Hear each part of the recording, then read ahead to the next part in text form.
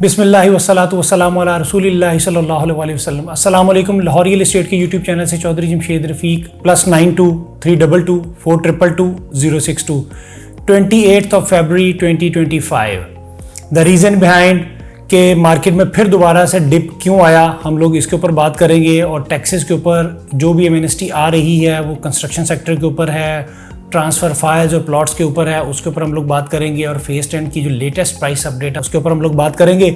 और साथ साथ इसके ऊपर भी डिस्कस करेंगे कि अभी भी हमने ट्रेंड मिस करनी है या हमने इन्वेस्टमेंट करना है, या अभी भी हमने देखना है कि फाइल्स हमें फ्री में मिलेंगी तो ही हमने बाय करनी है। सबसे पहले मैं आपको बताता चलूँ, देखें ये हमारी अपनी रूमर्स थी कि जी टैक्स में एमएनएसटी आ रही है और आपकी जो परसेंटेज 3% है गेन टैक्स की, एडवांस टैक्स की, एफईडी की, वो रिड्यूस होकर 1% पे, 1.5% पे या 2% पे आ रही है।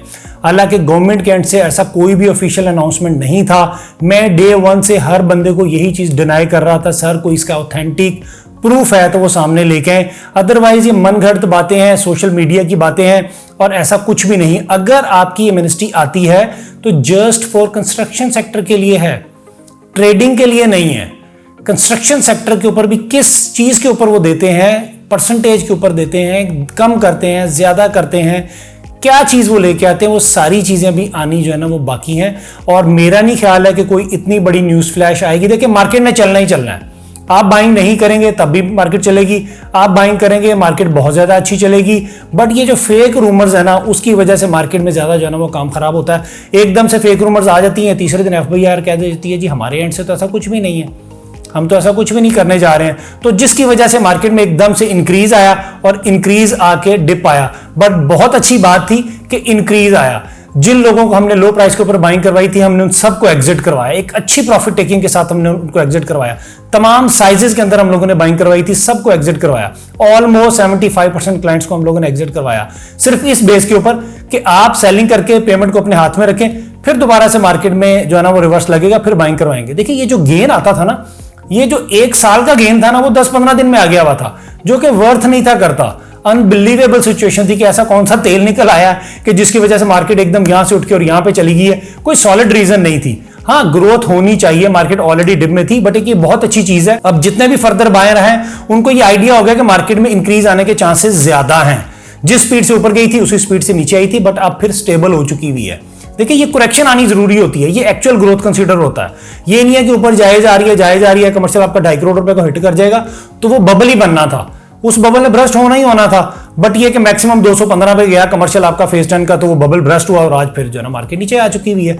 बट अभी भी बाइंग बनती है और फर्दर टैक्सेस के अंदर रिडक्शन आएगी नहीं आएगी। बट माय ओपिनियन वाज कि मेरा नहीं ख्याल है कि जून से पहले, बजट से पहले ये कोई भी ऐसा न्यूज़ फ्लैश देंगे कि दोबारा से जो है ना वो कोई मार्केट में इंक्रीज आएगा। बट हाँ अब ये है कि इंक्रीज आएगा, बट स्लोली इंक्रीज आएगा। 5-10 लाख रुपए इंक्रीज करेगा, 2 लाख रुपए नीचे आ जाएगा, 15 लाख रुपए इंक्रीज करेगा, 5 लाख रुपए नीचे आ जाएगा।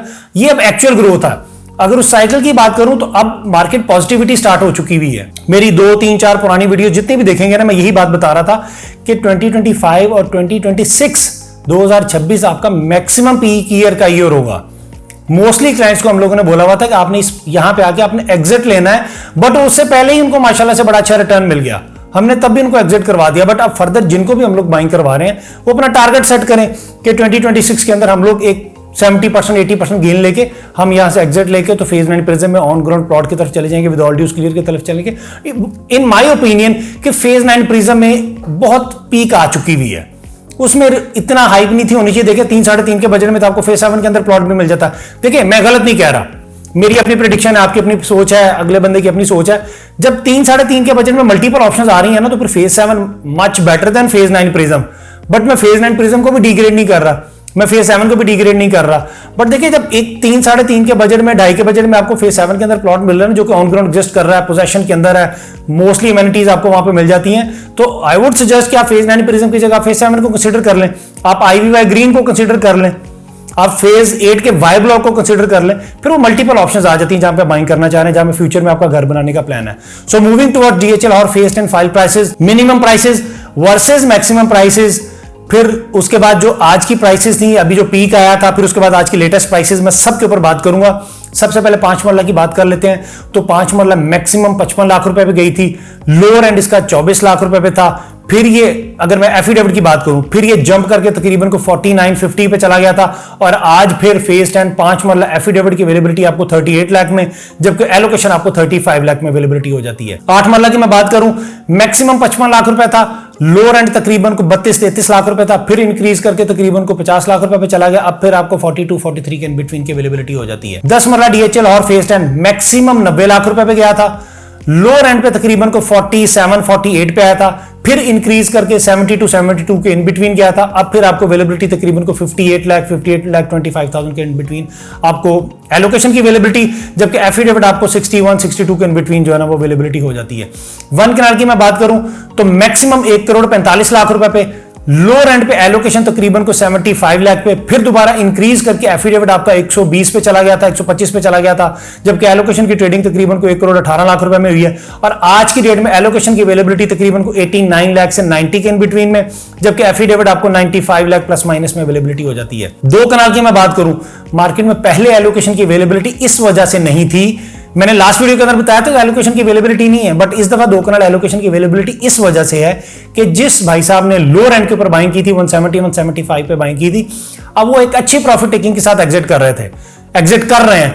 दो कनाल एलोकेशन डीएचएल और फेज 10 में अवेलेबिलिटी आपको 2,45,00,000 रुपए प्लस माइनस में, जबकि एफिडेविट आपको 2,60,00,000 रुपए में अवेलेबिलिटी हो जाती है। 4 मरला कमर्शियल डीएचएल और फेज 10 मैक्सिमम एफिडेविट 255 पे, लोअर एंड पे मैंने जो बाइंग करवाई हुई है 1,16,00,000 रुपए पे, फिर दोबारा से एफिडेविट इंक्रीज करके 2,25,00,000 रुपए पे, और आज की डेट में आपको एफिडेविट की अवेलेबिलिटी हो जाती है तकरीबन को 190 के करीब, जबकि एलोकेशन आपको 170, 171, 172 के इन बिटवीन अवेलेबिलिटी हो जाती है। तो सर अभी भी मैक्सिमम प्राइसेस वर्सेस आज की प्राइसेस में अच्छा खासा डिफरेंस है। मैं अल्हम्दुलिल्लाह 2015 से फाइल्स के अंदर डील कर रहा हूं और माशाल्लाह से जिन जिन क्लाइंट्स को बाइंग करवाई है एक अच्छी प्रॉफिट टेकिंग के साथ उनको एग्जिट करवाई है। मैं मोस्टली वीडियो से मार्केट बहुत ज्यादा ऊपर जा रही होती है मैं तभी वीडियो नहीं बनाता, अब मार्केट में 2 हफ्तों में करेक्शन आ चुकी हुई थी तो मैंने फिर मुनासिब समझ लिया कि मैं आप लोगों को गाइड कर दूं कि सर अब बाइंग बनती है। लाहौर रियल एस्टेट के प्लेटफॉर्म से फाइल्स से रिलेटेड, फेज 10 से रिलेटेड, फेज 13 से रिलेटेड आपने बाइंग करनी हो, सेलिंग करनी हो, किसी भी फेज से रिलेटेड आपने प्लॉट की असेसमेंट लेनी हो, आप एनी टाइम मुझे कॉल कर सकते हैं। मैं अपना नंबर रिपीट कर देता हूं, +92 322 422 062। अपना बहुत बहुत ख्याल रखिएगा। Thank you so much. अल्लाह हाफिज, फी मान अल्लाह, but do like and subscribe Lahore real estate.